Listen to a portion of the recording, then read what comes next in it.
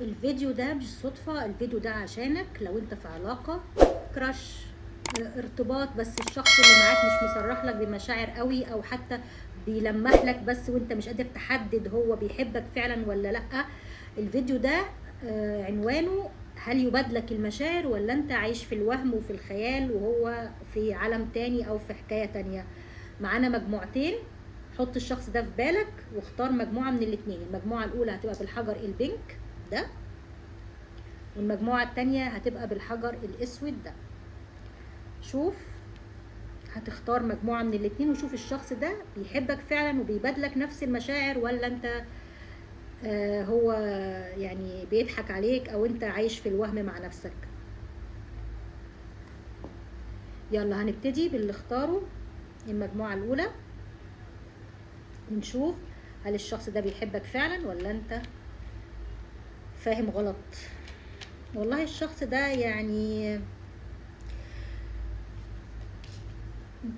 دلوقتي طاقته من ناحيتك انت، هو يعني في وقت حظ، في وقت نجاح، مركز قوي على شغله، مركز على نجاحه وعلى استقراره المادي.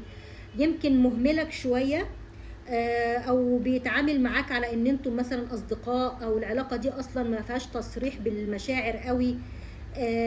في اختلافات كمان كتير بينك وبين الشخص ده، علشان كده دايما بيتعامل معاك على ان انتم اصدقاء في اطار الصداقة. لكن العلاقة دي علاقة قوية جدا. العلاقة دي يعني هو بيعتبرها ممكن تكونوا بقالكم فترة مع بعض او بقالكم يعني مدة. العلاقة دي مش جديدة، دي علاقة قوية وبقالها فترة، بس في اختلاف هنا بيخلي الارتباط بينك وبين الشخص ده صعب. يعني اما هو مرتبط اصلا، او في اختلافات في الجنسيات او في الشعب او في الدين، او يعني اختلاف جوهري، اختلاف ما بينك وما بينه كبير، بيمنع او بيخلي العلاقة دي صعبة. علشان كده الشخص ده بيتعامل معاك بس في اطار صداقة او اي يعني تعامل مش عاطفي او مش رومانسي. لكن في الحقيقة بقى ان الشخص ده بيحبك جدا، وبيبادلك المشاعر واكتر كمان. يعني يمكن انت بتتعامل معاه اكنكم اصحاب، او اكنكم مثلا بتقضوا وقت حلو مع بعض، كراش كده من بعيد. لكن الحقيقة ان الشخص ده بيحبك جدا وعنده مشاعر حب حقيقية اتجاهك، ومفتقدك جدا. لو انتم مبتعدين عن بعض فالشخص ده مفتقدك قوي وبيحنلك جدا، وبيعتبر ان علاقته بيك دي علاقة قدرية وعلاقة مصير، مش صدفة ان انتوا اتقابلتوا مع بعض. وعارف ان انتوا في بينكم وبين بعض توقيت الهي هيجمعك ما بينك وما بينه مهما طال الوقت. رغم الاختلافات القوية اللي ما بينكم هو بيحبك جدا وحب حقيقي، فبيبادلك المشاعر واكتر كمان. طبعا نروح للمجموعة التانية اللي اختاروا الحجر ده الاسود، ونشوف الشخص ده بيبادلك المشاعر ولا لا. الشخص ده ممكن دلوقتي يكون هو اللي قطع العلاقة، او مشي في سكة تانية بعيد عنك.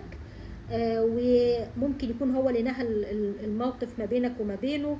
ما بيحسسكش اصلا بمشاعر الحب. دايما انت حاسس ان الشخص ده يعني ما عندوش حب ليك، وان انت بتحبه من طرف واحد. علشان كده انت اخدت جنب واستقويت ووقفت لنفسك وسيطرت على مشاعرك دي، وقلت خلاص انا مش هدي تاني مشاعر.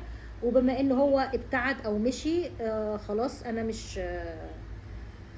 مش هجري وراه ومش هطارده، انا هكتفي بنفسي. واضح كده ان الشخص ده ما بيحبنيش، فانا مش هكمل في العلاقة دي اصلا. طب هل الشخص ده بيبادلك المشاعر، يعني عنده مشاعر حب ليك ولا لا؟ الشخص ده يعني فعلا ما بيبينلكش اي مشاعر خالص نهائيا. لكن هو مش بيحبك، هو منجذب ليك جدا، وبيرتاح نفسيا قوي معاك، وبيحس ان في طاقة تفاهم ما بينك وما بينه عالية جدا. هو لسه ما وصلش لمرحلة الحب. لا، ممكن تكون انت اللي حبيته اسرع او حبيته الاول ومشيت مسافات طويلة جدا في مشاعرك دي، لكن هو لسه محجم مشاعره في طاقة الانجذاب والاعجاب. ليه؟ لان هو حاسس ان هو ما يعرفكش كويس، حابب يعرفك الاول، يعني حب يفهمك، يعرف طباعك، لكن ما وصلش لمرحلة الحب اللي انت وصلت لها. انت معدي بمرحلة كبيرة عن الشخص ده، لكن الشخص ده منجذب لك وحاسس باعجاب ناحيتك وبراحه نفسيه معاك، لكن بصراحه ما وصلش لمرحله الحب والهيام يعني. فهل يبادلك المشاعر؟ هو عنده اعجاب لكن انت عندك حب، فكده يعتبر ان انتوا الاتنين مش ماشيين في نفس الخط.